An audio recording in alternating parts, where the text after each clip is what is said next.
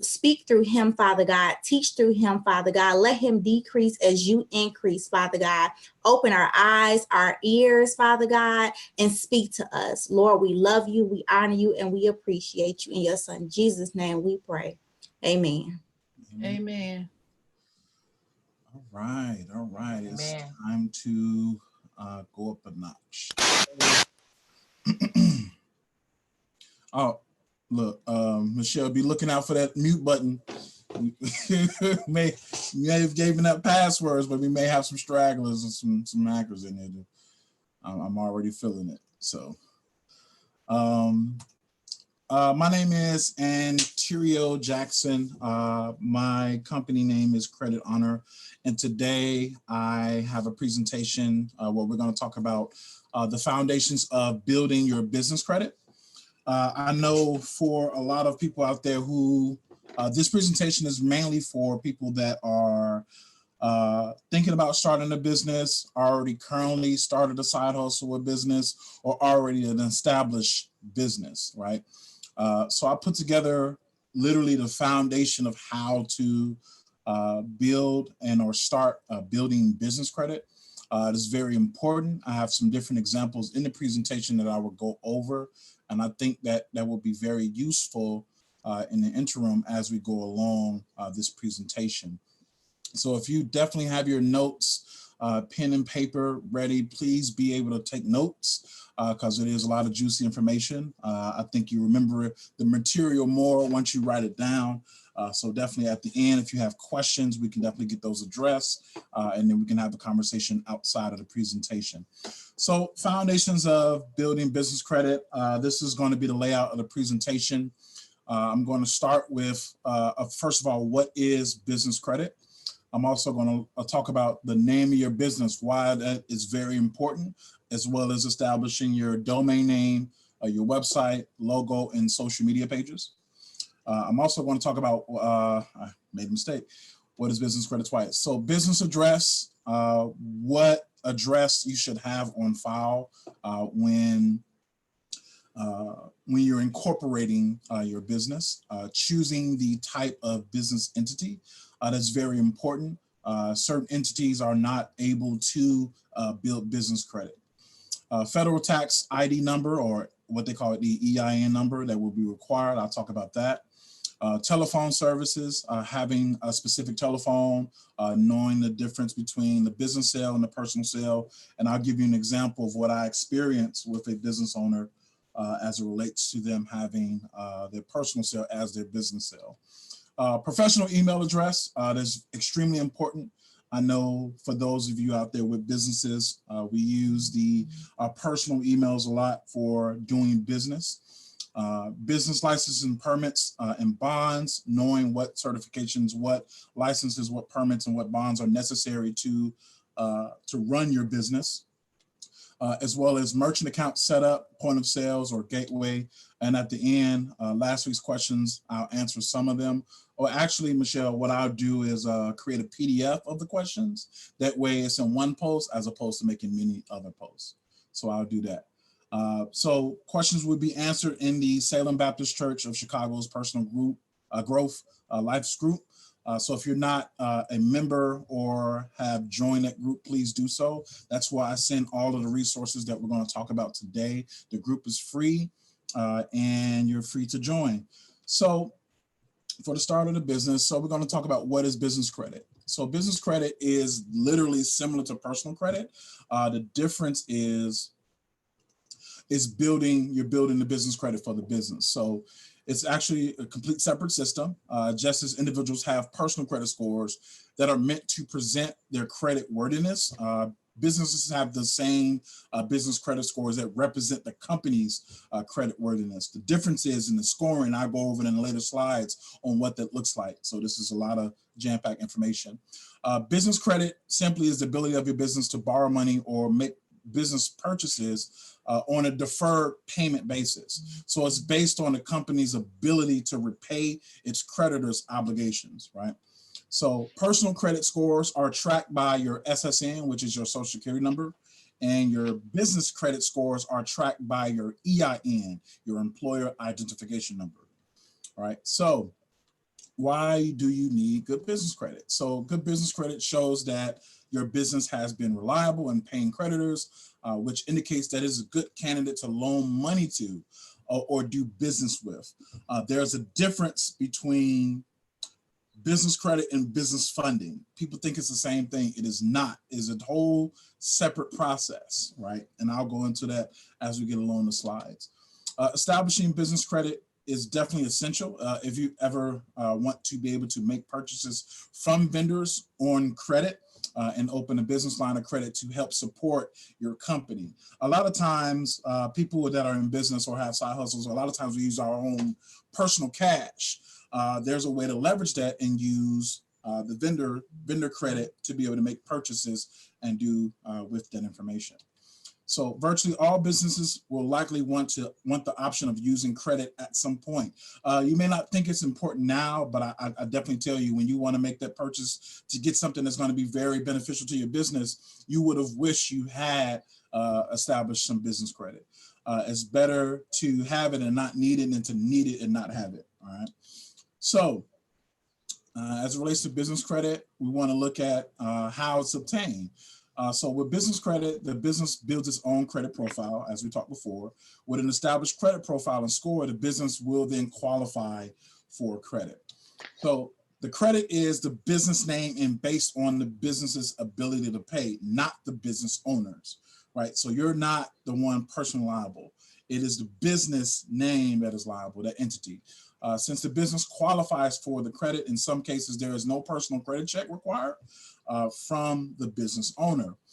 And the business can use this credit to qualify for revolving store credit, such as like Staples, Lowe's. I know many of you shop at Sam's Club. So next time you shop at Sam's Club, instead of going there and buying your personal, use the business to purchase the items.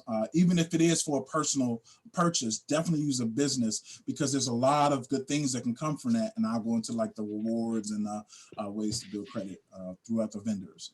So Sam's Club, you got Costco. A lot of you shop at Costco, BP gas station, Walmart, even MasterCard, Visa, Amex have these different store cards and rewards cards that you all can apply for through the business. Okay, so the business can only qualify for credit lines and loans, and credit profile can be built for a business that is completely separate from the business owner. This gives the business owner double the borrowing power, as they have both personal and business credit profiles that are built.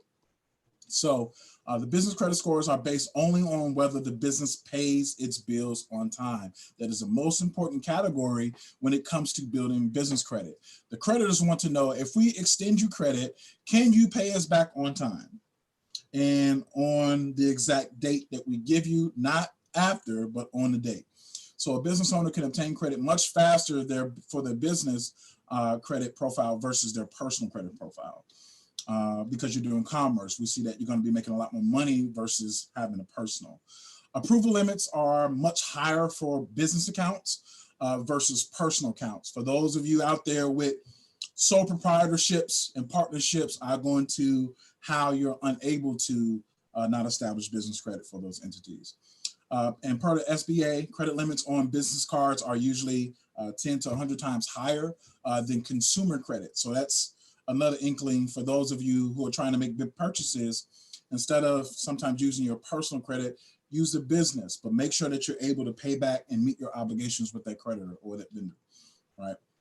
So when done correctly, business credit can be built without a personal credit check, and business credit can quickly be obtained regardless of personal credit quality, and there's no personal credit reporting of business accounts. Even nonprofit organizations can build business credit. Even churches can build business credit. So there's a lot of things that you all can leverage without having to use your personal for that matter. And a lot of nonprofits get a lot of discounts, especially for a good cause, depending on what type of nonprofit you're set up as. There's more than just a 501c3. There are more different types of entity setups. So the benefits of building business credit, most business credit can be obtained without the owner taking on personal liability. This is a great benefit, or a personal guarantor or guarantee. This means in case of default, the business owner's personal assets cannot be pursued. So whatever's attached to your name, let's say you have a home and that home is in your name and you have tenants that live at the top floor, they get hurt on your property, they sue you and everything that you own, versus having the business entity set up where the house is within the LLC or whatever entity type that you choose. If they fall and hurt themselves, they can only sue that entity and not you personally. So there's different levels to liability when you're incorporated and when you're not incorporated. So when the business owner applies for financing, their business credit is reviewed. Not having business credit established will get an owner decline, usually for financing, but this also depends on the lender's requirements. So every lender is not the same.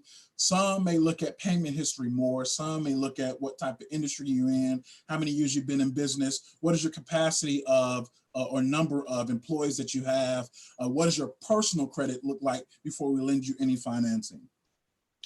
There are no regulations that require the lenders to notify the business owner for their reason for denial, so most will never know.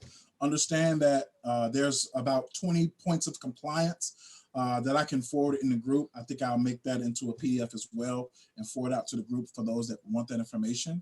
I'll list the criteria of what they look for when you're establishing business and looking for funding. So more benefits. Anyone can pull your business credit reports. You can also pull other companies' business credit reports without your permission. So clients, prospects, potential buyers, even competitors can see your business info.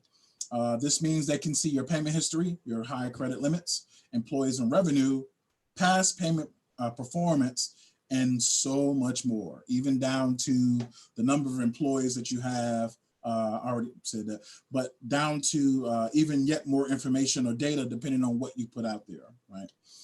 So almost any business can get business credit as long as it has a EIN number and entity setup. That's the difference. You don't need collateral. You don't need financials. You can be a startup and get business credit. You just need to know the proper building steps, and I'm going to go over them today. As a business starts building a brand new credit profile, much the same as a consumer does, the business starts with no credit profile usually. The business gets approved for new credit that reports to the business credit reporting agencies. That can be FICO, that can be Equifax, Experian, and Dun & Bradstreet, or what we call DNB.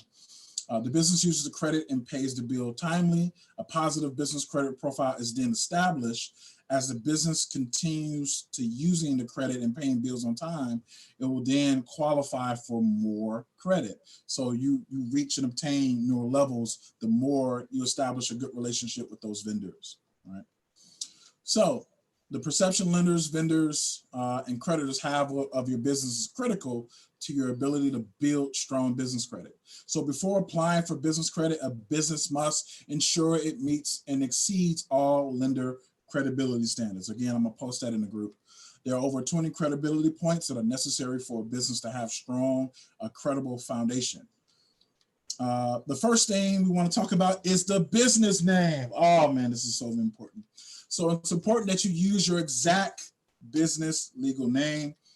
Your full business name should include any recorded doing business as or DBA filing you will be using to ensure your business name is exactly the same on your corporation papers, licenses, bank statements, and what have you. Number one, you want to make sure that the domain name is available before choosing a business name. I know this is one of the things that I looked at because my name is Credit Honor and there's a credit union called Honor Credit Union. I wanted to make sure that I wasn't infringing upon any trademarks, any things about that. So I have that actually on the next slide. So when I talk about trademarks. So one of the most important steps in choosing a business name is making sure that the domain name is available. Without a domain name, your business will have no presence on the internet. Without an internet presence, your business will severely be disadvantaged, although many different types of domain names endings are becoming available. It's preferable to have the domain that ends with .com if you're doing commercial business or for-profit. If you're doing a nonprofit organizations usually have a .org. Those are usually the organizations that have that particular information. Number 2, trademark the business name. Although making your business name official is one of the last steps before becoming too attached to a business name, you should make sure the name is available for registration. Trademark registration applications must be submitted to the U.S. Patent and Trademark Office, the USPTO. A simple Google search can provide you some information on your business name's availability, but definitely be sure to hire an attorney to conduct a thorough and a comprehensive search to ensure the name is available. For those that are looking to trademark, make sure that it is available. You do not want to use a business name that is not available to you, and they can come sue you potentially. Keep in mind that arbitrary and financial terms are more likely to be trademarked, where generic and merely descriptive words are least likely. Okay. Number 3, choose a business name that is unique but not abstract. So branding is very important for the success of a business. As a brand marketers would tell you, is a way of creating a unique identity and existence for your business. A name using plain letters and initials is not only boring, but detrimental to marketing your business as well. So use a name that is unique and vibrant, something different, something catchy, but it remains the same. So it's also important that the name speaks to your clients and explains what the business does. So if a business owner has to constantly remind others of his or her business, the name is not serving its purpose. So the business name should convey what is unique and interesting about the business while maintaining a unique and interesting image on its own. So when I chose the name Credit Honor, what I was looking for was, of course, the name implies I do credit. There's more to it, right? I have a slogan, truth, trust, transparency. I'm able to explain that I tell the truth, I build trust, and I'm transparent in all my dealings. I know that my industry of credit repair has a bad rep. It has a bad name. And one of the reasons why I started this business was for several reasons, right? So be able to explain what your business is, what it's about, without having people to question kind of what you do, all right?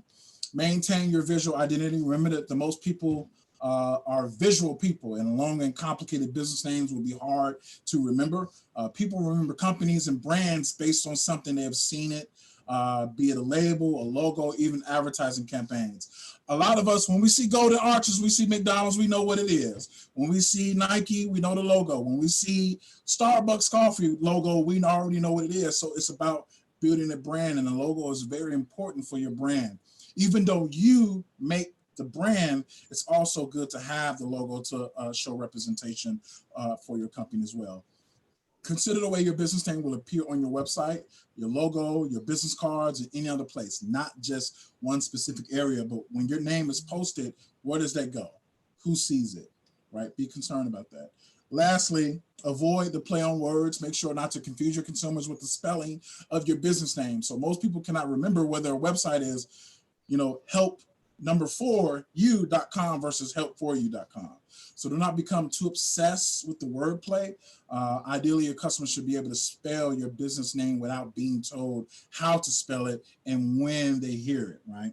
So remember that your name is a very important part of your branding, marketing, your business. The business name will also be used to help with search engine optimization. SEO is what they call it. So it is worth investing time and money into choosing the best one. So corporate entities, you can build business credit with almost any corporate entity type. If you truly want to separate your business from personal credit, your business must be a separate legal entity, not a sole proprietorship or a partnership. I know some of us have these. And the reason why you can't build business credit with a sole proprietorship or a partnership is because you're not setting up any legal entity. It's not separating from you. You're using your SSN, your social security number, to do business as, right? So many people with side hobbies are doing business as themselves, which uses the social security number. Unless you have a separate business entity or either a corporation or LLC, you might be doing business, but you're not truly a business yet. So you need to be a corporation or LLC in order to separate personal from business. So C Corp, S Corp, LLCs, nonprofits are able to also build business credit as well. The EIN, employer identification number, whether you have employees or not, your business entity must have an employer identification number what is EIN. Just like you have a social security number, your business has an EIN. Your tax ID number is used to open your bank account and to build your business credit profile. It's very important. So take the time to verify that all agencies, banks, trade credit vendors have your business listed with the same tax ID number or EIN, right? So when it comes to that opening that bank account, do not get the EIN first. Get incorporated first. First of all, make sure the name is available with the state of Illinois or whether state you do business in. Make sure the name is available. If it's available, get the business, register it with the state. Once you get the letter in the mail that has been registered, you got that certificate of good standing, then you get the EIN, then you go to the bank and open a bank account. This was required of me when I set up my bank account. Not just the EIN, but you have to show that you're registered with the state or else they will not process it. Now, I don't know for all banks, but this is what I've been privy to as far as the information regarding that. Business address. This is one of the big ones that people get hung up on. Your business address must be a real brick and mortar building or a deliverable physical address. Cannot be a home address, usually, depending on certain requirements. Cannot be a P.O. box, cannot be a UPS address. Some lenders will not approve and fund unless this criteria is met. Some will not approve, not all, right? So business address solutions. So some solutions, if you want an address only, receive mail and packages at your dedicated business address. We have virtual offices, professional business addresses with a dedicated phone number, a fax number, reception services, part-time use, fully furnished offices and meeting rooms so that you can have the virtual address and a true office, your own full-time private office with receptionists, different services, dedicated phone, fax, internet, everything, the works. Now, so when you're filling out this application, if you have a brick and mortar, you can have the business address. And where you get the mail is the mailing address. You can have two separate addresses. One for the business address where the business is located and one where the mail will come. You can always separate the two if you don't want the personal information on it. All right. Phone number. Okay. Lenders receive 800 numbers or toll-free numbers as a sign of business credibility. Even if you're a single owner with a home-based business, a toll-free number provides a perception that you are an even bigger company. It's incredibly easy and inexpensive to set up a virtual local number, a local phone number, or a toll-free 800 number. Another important thing with the phone number is I met a business owner. They had on their business card. It looked great. I wanted to do business. And then as I called that number that was on the business card, I got a nasty response. And I'm trying to figure out why did you give me this type of response, right? So I was trying to do business where they gave me a personal sale and they thought I was just somebody, someone of their family members that was calling that was annoying, right? So they didn't know the difference between if this person was calling for business or personal, right? So I didn't, it's safe to say I didn't do business with that person because of that response. First impressions are everything. So have a separate number. If you need to start with a Google number, you can separate, get your free Google number, go to the Google Voice number, just type in Google Voice, and look at numbers that are available in your area. Get that number temporarily and then graduate to maybe a 1-800 number if you decide to go that route and have different departments in your business. That's fine, but definitely don't use the same personal number and for business as well. All right, so I have to get that out. So a cell or home phone number as your main business line could get you flagged as an unestablished business that is too high of a risk. So don't give a personal cell or residential phone as a business phone number. All right. So you can forward a virtual number to any cell or landline phone number. And the fax number, lenders perceive a credible business as one that has its own fax number. There's a website called hellofax.com, hellofax.com, or efax.com, where they give you a virtual efax, a fax number, virtual fax number, and you're able to send fax documents via email, via online without having to print, use a printer to fax it. Everything can be done online, and it can be shipped to someone's printer via that fax number. So they can give you a fax number. I think it's like $7 or $10 a month for the service. It's very low cost, and it's very useful too as well. As a business, you would need a fax number to receive important documents. You also need to fax in some of your credit applications if it ever comes to that. You have to understand that if you're going to be doing business with vendors, some of their systems may not be as updated, as well as their applications may not be as updated. So you're going to be dealing with some issues where they haven't really updated their systems to reflect today's 2020. So just understand that not everybody is going to be on the latest and greatest of technology, right? And as far as the website, creditors provide will research your company on the internet. So if you if you give them your website, and let's say you're in real estate, and I have yet to experience this or find somebody who did this, but let's say you have a real estate business, you have a real estate website, but on the side you sell cupcakes and banana pudding. Okay, so that is a that is a serious red flag. We get it. If you're gonna have an additional service, make sure it's something that ties to that specific business. So if you do real estate, if you're a real estate agent, make sure you may want to you do notary services, something that tie within that industry at least, or just make a whole complete separate website or page specifically for that. You don't want to have your website with information where you know they're going to search it and they're going to look at the criteria and services. And if it doesn't match up with the application, they can deny you and you won't even know why, right? So it's best if they learn directly from your company website. Not having a website will severely hurt your chances of obtaining business credit. There are many, usually back then, websites weren't even required. Now today it's required, it's standard. Right. So there are many places online that offer affordable business websites so you can have an internet presence that displays an overview of your company's services and contact information, excuse me. Email, this is the favorite one. So it's important to get a company email address for your business. It's not only professional, but greatly helps your chances of getting the thumbs up from the credit provider. Setting up a business email address is easy and expensive, not to neglect, right? So with the email, initially, you're gonna use a free service. If your business is not cash flowing, maybe you don't have enough to invest in the business, but most do.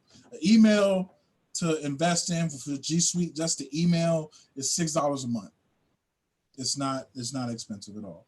So avoid using free email services such as Yahoo, Hotmail, Gmail. There's nothing worse than creditors seeing an email address. These are some examples of what I've seen. Party Chick 2015 on the business card. Shouty Bad 69. I don't know how. Miss Nasty one at Yahoo. Flex God 45. I just don't understand how you're doing business and you have a serious business at that, but to be shut down and not get the business because of your email. That's embarrassing. So the email address should be this, your company name and then the .com or .org, depending on the type of entity that you have. So a great example is support@yourcompanyname.com, or for example, support@credithonor.com, or Anterio.Jackson@credithonor.com. It should reflect your business name. And it's an easy setup. It's not difficult at all to establish your business email. If you definitely need help, I can walk you through the process of how to start it and get that email set up for you. Bank account. Okay, your business bank account history is vital to your future success of being able to secure larger business loans. So the day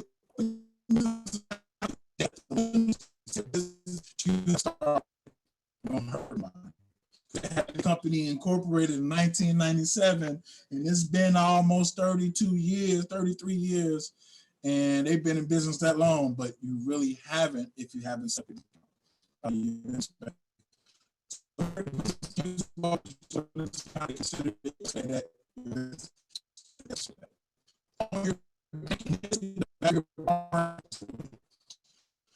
Having a high essential to access banking.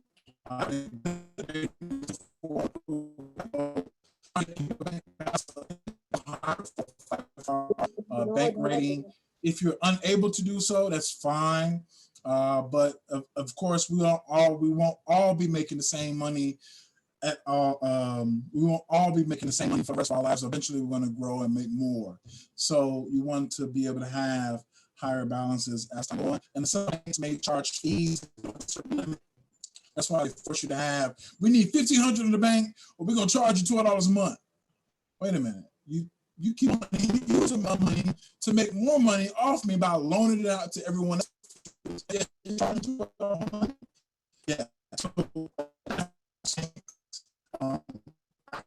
This at the end later on that some business bank accounts that I found out that do have a free business bank account and not too many fees. Licensing. So one of the most common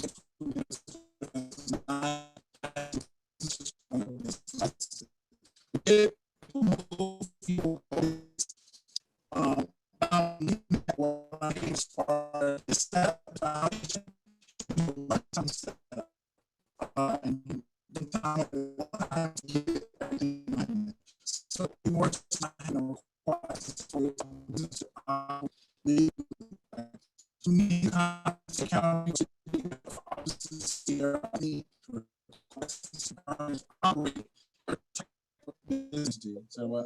Audio. It's breaking up. Yes, real bad. Okay. Is it back? Is it back fine now? Yes, I can hear you clearly. Okay. I'm not sure what is the internet. Okay.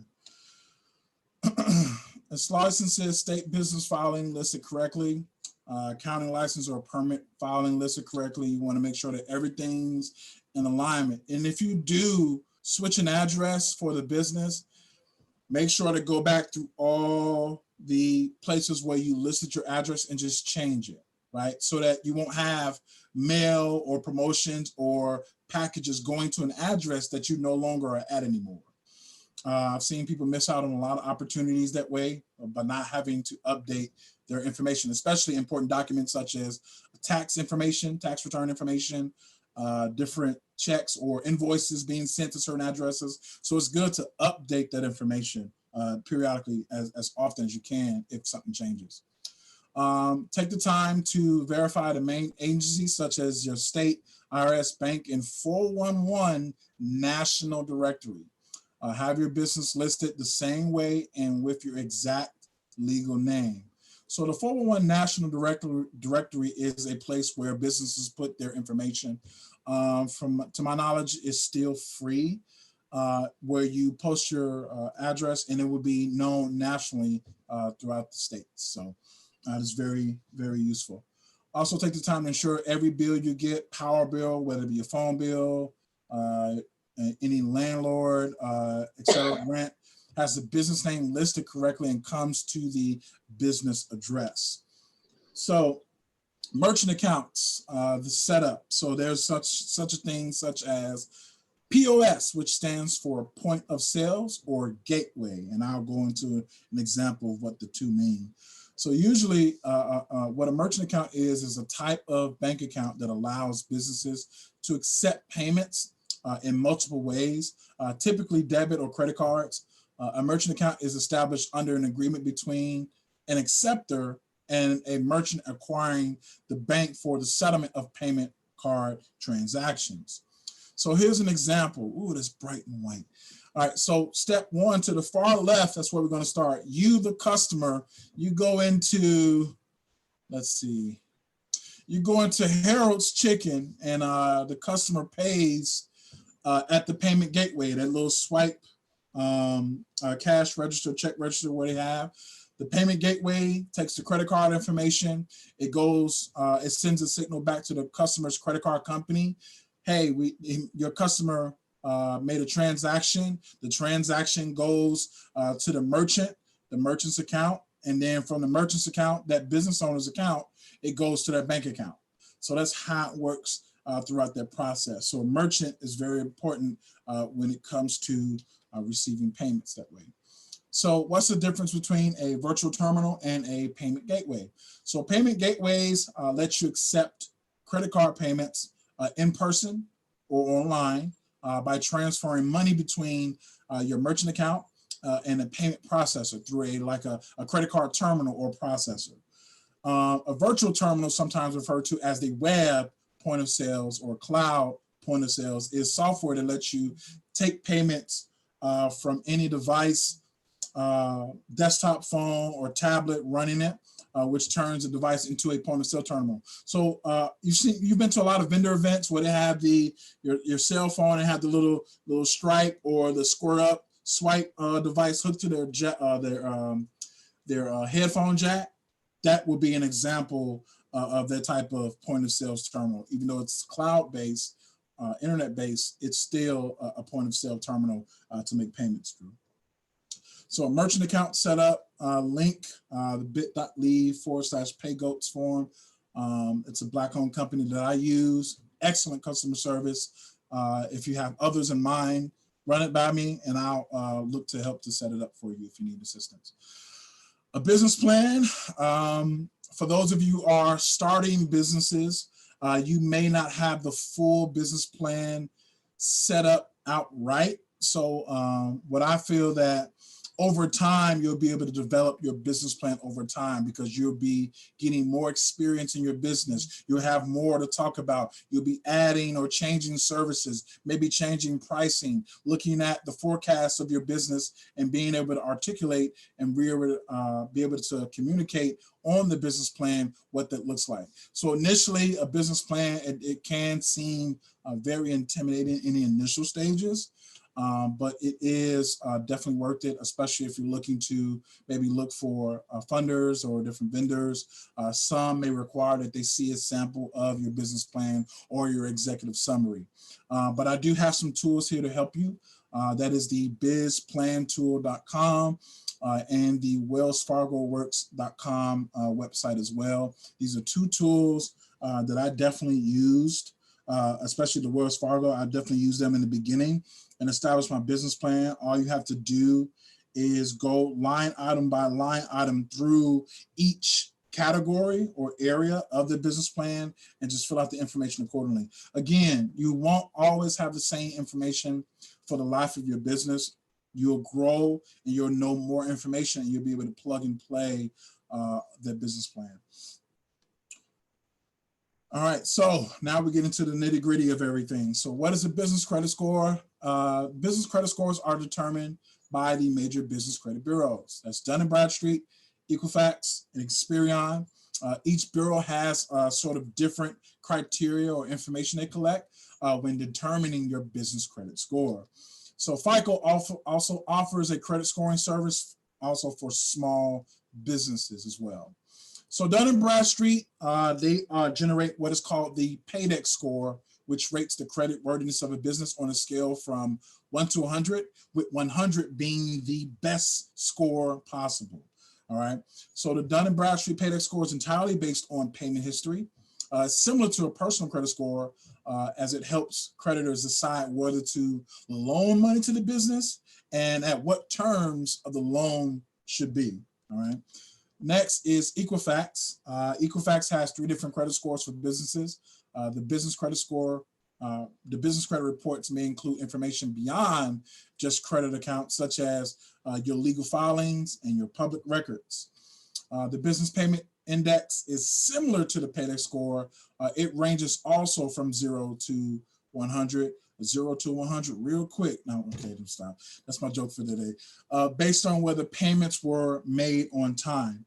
The next bureau is Experian. This is another important bureau. This provides a business credit score report that includes a score for business in addition to other relevant information such as also public records, but also account history. So your payment history, not just your payments on time, but also additional information as far as the history. They use what is called the IntelliScore, which is Experian's business credit score, which ranges from 0 to 100 as well. So here's a chart. Well, I got to talk about FICO. FICO uses a small business scoring service, SBSS. which ranges from not 0 to 100, but 0 to 300. And they want a lot more information from you. So they may actually include information such as who are the principal borrowers, what's the personal credit score, your personal credit could have impact on your small business credit score. So here's a chart that we have here that shows the entity and what their criteria is for when they're looking at your business. So you see the scoring models from left to right, the ranges from 0 to 100 for the first three, and then 0 to 300. Here are the major determining factors for the first three. Promptness of payments to creditors, pay early by 30 days. So that means something, and I have a slide that perfectly exemplifies what that means. Payment history, frequency of derogatory marks, any collections or liens, and your credit utilization, that is Experian. Equifax, what is your company size? What is the age of your credit? What is your credit limit? And not only your payment history, that's Equifax. And FICO just want to know everything. They want to know who you visited last summer. Is the car working at night or in the morning? They want to know everything. So definitely when it comes to, for those of you who have organizations that are going after government grants or business loans with the government, Dun & Bradstreet is the #1 business credit bureau that they look for. That is the one you want to establish the relationship first with when it comes to looking at Dun & Bradstreet. Also for businesses, for sole proprietors or partnerships, you're 50 times more likely to be audited than if you're incorporated. I hope you know that. So you're 50 times more likely to be audited by the IRS than when you're incorporated, when the entity is separate from your personal name. So here's another slide of the major business credit scores, their ranges, so that you see what their each ranges are. So a poor for Dun & Bradstreet is 0 to 49, fair is 50 to 79, and a good is 80 plus, right? So each one has their fair, good, or poor ranges. Of course, FICO is a little bit different as it has a much bigger range requirement. 0 to 99 is considered poor, and fair is 100 to 139, and good is 140 plus, okay? So as far as the business reporting agencies, this is probably the most important slide. So when you apply for vendor accounts, and the vendor is the one that is going to be doing the reporting on your behalf, okay? So the vendor that you apply to, whether it be Staples, whether it be Home Depot, whether it be Costco, or any vendor that is available, Quill, different ones, in order for them to report on your behalf, you have to do business with them because it costs them money to report on your behalf. So if you have a net 30 account, meaning you pay on that 30th day, you pay within 30 days. If you pay, if payment comes early, meaning the same day, usually within 15 days or on the same day, you get the full 100 points. If payment comes with an early discounted period, meaning if the net 30 or the day you pay is on the 30th day and you pay on the 29th, that's a early discounted period. So they give you the 90 points. If you pay on the date, on the 30th, they give you 80. And anytime you go over that 30 days, of course, you get 70 to 0. So definitely either pay on time or pay on the same day. There are certain companies that will give you more perks and benefits if you pay on the same day as they get payment. All right. So if you run up a Best Buy card, a credit card, a Best Buy store credit card for $5,000, you pay the same day, oh, they would love you. They would give you so much vendor credit, but you can only spend money with them, right? So it's store credit. All right. So business credit example. So some people may see that or think that business credit is not important. And I'm going to prove to you that it is, right? So for my businesses out there that have beauty supply stores, health healthy food type of services where you have products, this may mean a lot more to you than those that do services like mine, right? So everybody knows Walmart. We all know Walmart. So an example of Walmart, what people don't know is Walmart operates 100% business credit. So let's give a scenario. They have more credit line, but Walmart has a credit line of $1 million. Let's just say that. They have more than that, but I'm giving you an example. They wish to buy a bulk order of 1 million bottles of Gatorade for 10 cents per bottle, all right? 1 million bottles of Gatorade times 10 cents equals $100,000 cost. So what Walmart does is buys 1 million bottles of Gatorade. They have net left $900,000 of credit line limit left on their business credit cards. They sell each bottle of Gatorade for $1 each in our neighborhoods. They profit $1 million. Minus they have $900,000. Breaking up again. Without spending any of their own money. Is it better? Is it still going out? Let's see. Better now. Okay, perfect. So they pay the credit line back and profited $900,000 without spending any of their own money. Walmart's average gross profit in the last 5 years is $486 billion. Of that net after expenses, they pocket about between 75 to 86 billion profit. If Walmart today was to spend money for all of their own products, they would go bankrupt the same day. What a lot of these companies are doing, all Walmart is a warehouse, and companies pay money to put the products on their shelves. Think about that. All they are a warehouse. That's why they can leave so fast, because none of the products are theirs. They can just return them. So why checking on your business credit score is imperative. Reporting agencies make mistakes. If an error on your credit report goes unchecked, lenders and creditors may deny you. If some database is misattributing information, you can report it to the DMV and they are obligated to investigate. It is found that there's indeed an error on your report. All other agencies are obligated to report that and update their information. So if one finds an error, they have to update it to all the bureaus. They're obligated to do that. Business credit is not as regulated highly like personal credit is. I want you guys to understand that as well. Only less than 3% of businesses actually report on the behalf of you, the business owner, for business credit. So not a lot report. They will report it if you owe them money, though. They will report it if you owe money. Things that can hurt your business credit score are slow or late payment on debt, missed payments, judgments, collections, or liens on your business, outstanding balances, high credit utilization, not enough years in business.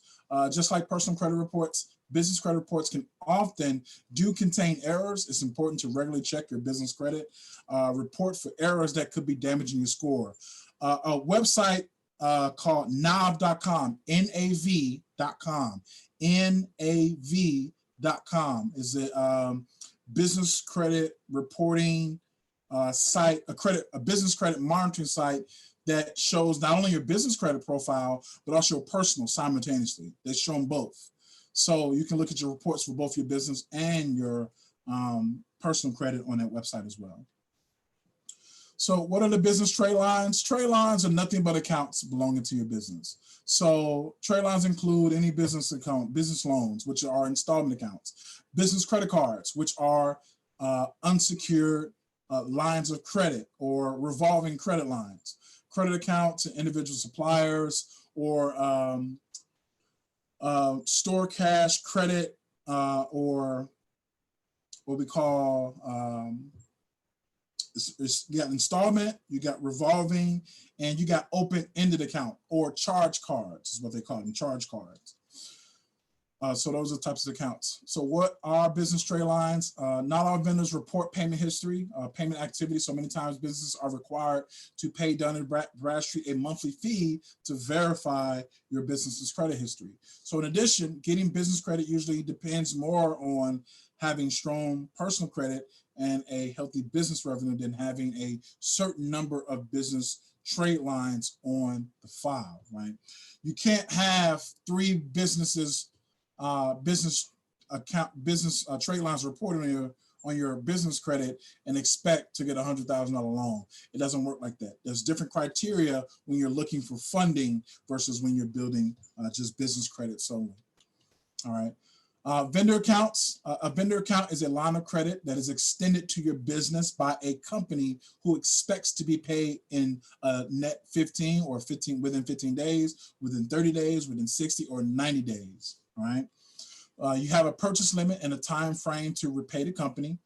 Before applying for vendor credit, ensure that the vendor reports to one or more of the major nationwide business credit reporting agencies. You are trying to get a minimum of 5 vendor accounts open and reporting to the business credit bureaus. And do not put a lot of emphasis on the vendor. At a later time, you'll be able to apply for credit with different vendors. Same thing with personal credit. I have people that come to me, hey, I want to get this, American Express Gold card, and you don't have any established credit history. They're going to deny you, and you're going to have an inquiry in your credit report, which is going to reduce it between 5 to 10 points, right? So instead, what you want to do is start with some secure credit cards. Get your feet wet. Pay 6 months of on-time payments. Let it report, and then go after the bigger credit cards. Make sure that it's the same start. You just can't jump to the big accounts and expect not to get the account. So it's not always going to work like that. You have to build it up. So don't put a lot of emphasis on the vendors that you're starting with. Instead, just establish the credit so that you can move on to the bigger accounts. Also with vendor accounts, typically can take up to 3 net billing cycles, so 30 to 90 days before it starts building a business credit score. So knowing this information, is important to remember that the business credit is a process. It can take anywhere from 2 to 6 months realistically. Ensure that the correct name, address, and contact information is used. I can't say that enough. Attempt to pay your vendor accounts in net 15 if possible, within 15 days or on the same day. The quicker you pay them, the better your credit score. Pay your accounts in full as well. Do not leave any balances, especially on charge cards. Some vendors will open an account with as little as an EIN and a 411 listing. Some may require more. Some may require a deposit or a secure deposit, which becomes a secure credit card. All right. So when choosing a list of vendors, if an active credit file is required, move on to the next vendor. Okay. So vendor account, since the credit file will be relatively blank, some vendors may request that you prepay your initial order. So all of your orders need to be a minimum purchase amount of at least $50 or more at minimum, right? Some may want more, some may want more information about your business. It just varies depending on the vendor. Remember, do not use your social security number if the application asks for your social security number. Only print it and write your DUNS number or your EIN number on the application.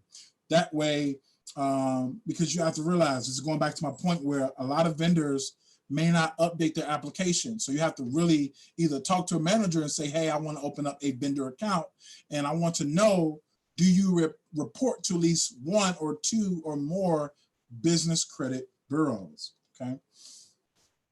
Vendor accounts.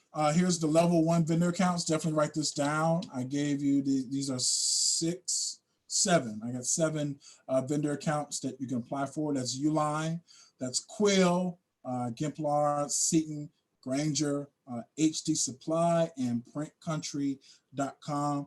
I'm gonna take a second. If you guys can take a picture, that would be great. You got about 7 seconds.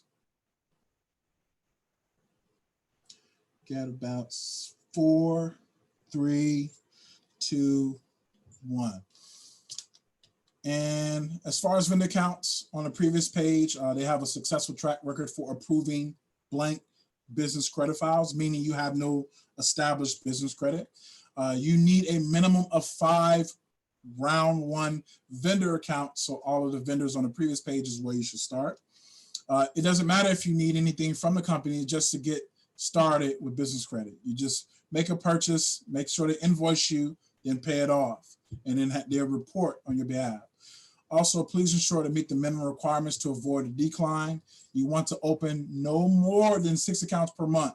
Do not apply for all in one day. Too many applications will flag the account as high risk. You don't want to fall into that category. And that is my presentation, ladies and gentlemen. Thank you. I truly enjoyed presenting this information to you. And let me go back. Okay. Let me go back. Michelle, you there? I am. All right. Let's see. So these are some additional resources for businesses, the budgeting tool, and a survey. If you want to give me any feedback, feel free to give me any feedback on the survey. And there will be resources. There'll be about 2 to 3 resources that I post in the group as well. I see we got a lot of chat questions. I am not prepared for this. Oh Lord, I gotta